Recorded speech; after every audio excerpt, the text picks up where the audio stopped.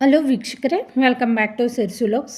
ಇವತ್ತು ನಾವು ಕ್ವಿಕ್ಕಾಗಿ ಹಾಗೆ ಈಸಿಯಾಗಿರ್ತಕ್ಕಂಥ ಒಂದು ಬ್ರೇಕ್ಫಾಸ್ಟ್ ರೆಸಿಪಿನ ಯಾವ ರೀತಿ ರೆಡಿ ಮಾಡ್ಕೊಳ್ಳೋದು ಅನ್ನೋದನ್ನು ನೋಡೋಣ. ಸಾಮಾನ್ಯವಾಗಿ ನಾವು ಉಪ್ಪಿಟ್ಟನ್ನು ಮಾಡ್ತಾ ಇರ್ತೀವಿ. ಇವತ್ತು ಟೊಮೊಟೊವನ್ನು ಬಳಸ್ಕೊಂಡು ಟೇಸ್ಟಿಯಾಗಿ ಹಾಗೆ ಕಲರ್ಫುಲ್ ಆಗಿರ್ತಕ್ಕಂಥ ಉಪ್ಪಿಟ್ಟನ್ನು ಯಾವ ರೀತಿ ರೆಡಿ ಮಾಡ್ಕೊಳ್ಳೋದು ಅನ್ನೋದನ್ನು ನೋಡೋಣ. ಇಲ್ಲಿ 3 ನಾಟಿ ಟೊಮೊಟೊವನ್ನು ತಗೊಂಡಿದ್ದೀನಿ. ಜೊತೆಗೆ 2 ಬ್ಯಾಡಗಿ ಮೆಣಸಿನ್ಕಾಯಿ, 2 ಗುಂಟೂರು ಮೆಣಸಿನ್ಕಾಯಿನ ನೆನೆಸ್ಕೊಂಡಿದ್ದೀನಿ ಬಿಸಿ ನೀರಲ್ಲಿ. ಇವೆರಡನ್ನ ಸೇರಿಸಿ ನಾವು ಪೇಸ್ಟ್ ಮಾಡ್ಕೊಬರೋಣ. ಇವಾಗ ಇದನ್ನು ರುಬ್ಕೊಬಂದಿದ್ದೀನಿ. ಇದನ್ನು ಸೈಡ್ಗೆ ಇಟ್ಕೊಳ್ಳೋಣ. ಒಂದು ಕಡಾಯಿನ ಬಿಸಿ ಮಾಡಿಕೊಂಡು ಅದಕ್ಕೆ 3ರಿಂದ 4 ಸ್ಪೂನಷ್ಟು ಎಣ್ಣೆನ ಸೇರಿಸ್ಕೊತಾ ಇದ್ದೀನಿ. ಎಣ್ಣೆ ಕಡಿಮೆ ತಿನ್ನೋರು 2 ಸ್ಪೂನ್ ಸೇರಿಸ್ಕೊಂಡ್ರೂ ಸಾಕಾಗತ್ತೆ. ಇವಾಗ ಇದಕ್ಕೆ ಜೀರಿಗೆ ಹಾಗೆ ಸಾಸಿವೆನ ಸೇರಿಸ್ಕೊಂಡು ಸಾಸಿವೆ ಚಿಟಪಟ ಅಂದ ನಂತರ ಕಡಲೆಬೇಳೆ, ಉದ್ದಿನಬೇಳೆ, ಕಡಲೆಕಾಯಿ ಬೀಜನ ಸೇರಿಸ್ಕೊಂಡು ಚೆನ್ನಾಗಿ ಫ್ರೈ ಮಾಡ್ಕೊತಾ ಇದ್ದೀನಿ. ಇವು ಎಣ್ಣೆಯಲ್ಲಿ ಸ್ವಲ್ಪ ಹೊತ್ತು ಫ್ರೈ ಆದ ನಂತರ ಇದಕ್ಕೆ ಖಾರಕ್ಕೆ ಅನುಗುಣವಾಗಿ ಹಸಿಮೆಣಸಿನ್ಕಾಯನ್ನು ಸೇರಿಸ್ಕೊತಾ ಇದ್ದೀನಿ. ಇದನ್ನು ಸೇರಿಸಿದ ನಂತರ ಚೆನ್ನಾಗಿ ಇವೆಲ್ಲವನ್ನು ಫ್ರೈ ಮಾಡ್ಕೊಳ್ಳೋಣ. ಇವಾಗ ನಾವು ಇದಕ್ಕೆ ಮೀಡಿಯಮ್ ಸೈಜ್ ಇರ್ತಕ್ಕಂಥ ಒಂದು ಈರುಳ್ಳಿನ ಕಟ್ ಮಾಡಿ ಸೇರಿಸ್ಕೊಂಡು ಚೆನ್ನಾಗಿ ಬಾಡಿಸ್ಕೊಳ್ಳೋಣ. ಫ್ರೆಶ್ ಆಗಿರ್ತಕ್ಕಂಥ ಸ್ವಲ್ಪ ಕರಿಬೇವಿನ ಸೊಪ್ಪನ್ನು ಸಹ ಸೇರಿಸ್ಕೊತಾ ಇದ್ದೀನಿ. ಇವತ್ತು ತುಂಬ ಸಿಂಪಲಾಗಿ ನಾನು ಉಪ್ಪಿಟ್ಟನ್ನು ರೆಡಿ ಮಾಡ್ಕೊಳ್ಳೋದು ಹೇಗೆ ಅನ್ನೋದನ್ನು ಹೇಳ್ಕೊಡ್ತಾ ಇದ್ದೀನಿ. ಬ್ಯಾಚುಲರ್ಸು ಸಹ ಇದನ್ನು ಈಸಿಯಾಗಿ ರೆಡಿ ಮಾಡ್ಕೋಬಹುದು. ಇವಾಗ ರುಚಿಗೆ ತಕ್ಕಷ್ಟು ಉಪ್ಪನ್ನು ಸೇರಿಸ್ಕೊತಾ ಇದ್ದೀನಿ.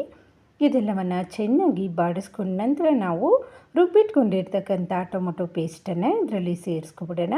ಇದನ್ನು ಚೆನ್ನಾಗಿ ಹಸಿ ವಾಸನೆ ಹೋಗೋವರೆಗೂ ಫ್ರೈ ಮಾಡ್ಕೋಬೇಕು. ಇವಾಗ ನಾವು ಎಣ್ಣೆ ಎಲ್ಲ ಹಾಕಿರ್ತೀವಲ್ವ, ಅದೆಲ್ಲ ಮೇಲೆ ಬರಬೇಕು. ಅಷ್ಟೊತ್ತು ಇದನ್ನು ಚೆನ್ನಾಗಿ ಕುದಿಸ್ಕೊಳ್ಳೋಣ. ಈ ರೀತಿ ನೀವು ಉಪ್ಪಿಟ್ಟನ್ನು ಮಾಡಿಕೊಂಡ್ರೆ ತುಂಬ ಟೇಸ್ಟಿಯಾಗಿರುತ್ತೆ. ಮಾಡ್ಕೊಳ್ಳೋದು ಸಖತ್ ಈಸಿಯಾಗಿದೆ. ಇದು ಚೆನ್ನಾಗಿ ಕುದೀತಾ ಇದೆ. ಇವಾಗ ನೋಡಿ ಕಲರು ಸಹ ಚೇಂಜ್ ಆಗಿದೆ. ಇವಾಗ ನಾವು ಮಿಕ್ಸಿಯಲ್ಲಿರ್ತಕ್ಕಂಥ ಪೇಸ್ಟ್ ಇತ್ತಲ್ಲ, ಅದನ್ನೆಲ್ಲ ಸ್ವಲ್ಪ ನೀರಾಗಿ ತೊಳೆದು ಅದೊಂದು ಬಟ್ಲು, ಜೊತೆಗೆ 3 ಬಟ್ಲಷ್ಟು ಎಕ್ಸ್ಟ್ರಾ ನೀರನ್ನು ಸೇರಿಸ್ಕೊತಾ ಇದ್ದೀನಿ. 1 ಬಟ್ಲಷ್ಟು ರವೆನ ತೊಗೊಂಡ್ರೆ 4 ಬಟ್ಲಷ್ಟು ನೀರನ್ನು ಸೇರಿಸ್ಕೊತಾ ಇದ್ದೀನಿ ಉಪ್ಪಿಟ್ಟು ಮಾಡೋದಕ್ಕೆ.